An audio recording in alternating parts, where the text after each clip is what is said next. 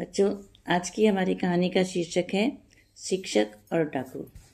एक बार एक डाकू था जिसने बहुत सारी धन दौलत गलत रास्तों से इकट्ठा करके रखी थी। और इतनी धन संपत्ति होते हुए भी वो उसके मन में शांति नहीं थी। और वो सोचता था कि मेरे तो अंडर में 500 डाकू हैं जो मेरे एक इशारे पर कुछ भी कर सकते हैं।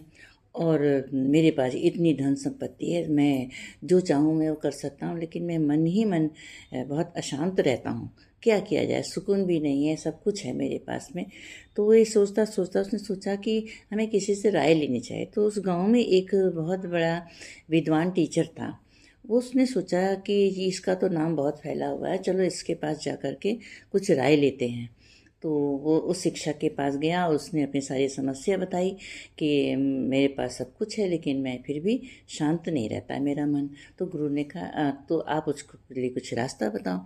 तो गुरु ने कहा कि हाँ ठीक है, तुम्हें हमारे साथ एक पहाड़ के ऊपर चलना पड़ेगा, वहीं चलकर मैं तुमको बताऊंगा।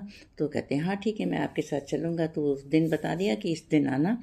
और जब वो दोनों लोग पहाड़ पर चढ़ने के लिए गए तो रास्ते में जब नीचे पहुँचे पहाड़ के नीचे, तो उन्होंने गुरुजी ने उस डाकू को 3 पत्थर उठा के दिए, कहा कि इनको भी साथ लेकर के चलो। तो तीनों पत्थर एक के ऊपर रख कर के वो पकड़ के पीछे पीछे चलता रहा। और बहुत ऊंचाई पर जाने के पर वो बहुत सारा थक गया। तो उसने कहा गुरुजी बहुत भारी हो रहे हैं तीनों पत्थर, तो मुझसे चढ़ा नहीं जा रहा। तो गुरुजी ने कोई कोई बात नहीं, तुम एक पत्थर कम कर दो। तो उसने एक पत्थर गिरा दिया। और उसके बाद वो थोड़ी दूर और आगे बढ़ा, चढ़ता चला, थक तो गया था, दोनों पत्थरों का भार भी बहुत था। तो फिर उसने कहा गुरुजी मुझसे नहीं चढ़ा जा रहा है, दोनों पत्थर भी बहुत भारी लग रहे हैं। तो उसने कहा कि एक और गिरा दो। तो उसने एक दूसरा पत्थर भी गिरा दिया। अब उसके पास एक पत्थर बचा और वो धीरे धीरे फिर चढ़ने लगा। फिर बहुत ऊंचाई पर चढ़ते थे, सांस फूलने लग जाती है ना, तो उसका भी सांस भी फूलने लगी, वो थक भी गया था। और गुरु तो खाली हाथ था, वो खाली चला जा रहा था वो। तो फिर कहता गुरु जी मैं बहुत थक गया हूँ, ये पत्थर भी बहुत भारी लग रहा है। तो गुरु जी ने कहा कि इसको भी फेंक दो। तो थोड़ी देर बाद चल जब दोनों लोग ऊपर पहुँचे, जब उसकी कुछ हालत ठीक हुई, तब गुरुजी ने कहा देखा कि जो तुम इतना भार लेकर के अपने मन में चल रहे हो, चिंताओं का भार, ये धन संपत्ति कहाँ लगाऊं, कैसे खर्च करूं, कैसे इसकी सुरक्षा करूं, इतना जो तुमने दिमाग पर भार रख रखा है, इसी कारण तुम्हें किसी प्रकार की खुशी नहीं मिल पा रही हो, ना शांति मिल पा रही है।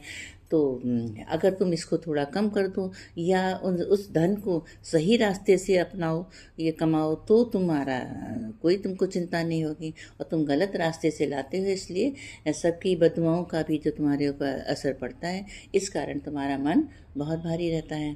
तो ऐसा करो कि तुम अपने धन को खर्च भी करो, दान पुण्य भी करो और अच्छे रास्ते से कमाओ, पूरी किसी को तंग करके उससे मत लो।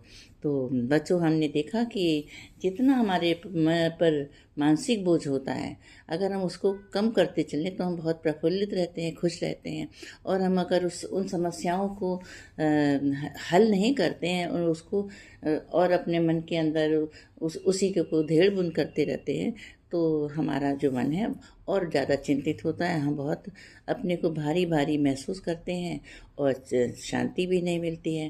तो तुमने देखा होगा कि जो छोटे छोटे बच्चे होते हैं ना, जैसा 1 साल के अंदर के, उनके ऊपर कोई मानसिक बोझ नहीं होता, कुछ चिंता नहीं होती है, वो खूब खेलते हैं, खूब हंसते हैं। और उनको देख करके बड़े लोग भी हंसने लग जाते हैं और थोड़ी देर के लिए भूल जाते हैं कि उनको कोई चिंता भी है।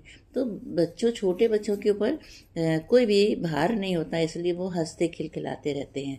और जैसे जैसे मनुष्य बड़ा होता है, उसके ऊपर दिन विभिन्न प्रकार की चिंताएं आती रहती हैं, तो जिससे कि वो चिंताग्रस्त हो जाता है और मानसिक बोझ से नीचे आ जाता है। इसलिए हमें हमेशा अच्छे रास्ते पर और अच्छे ढंग से कार्य करना चाहिए और अपने एक कार्य को उद्देश्यपूर्ण होना चाहिए हमारा कार्य। धन्यवाद।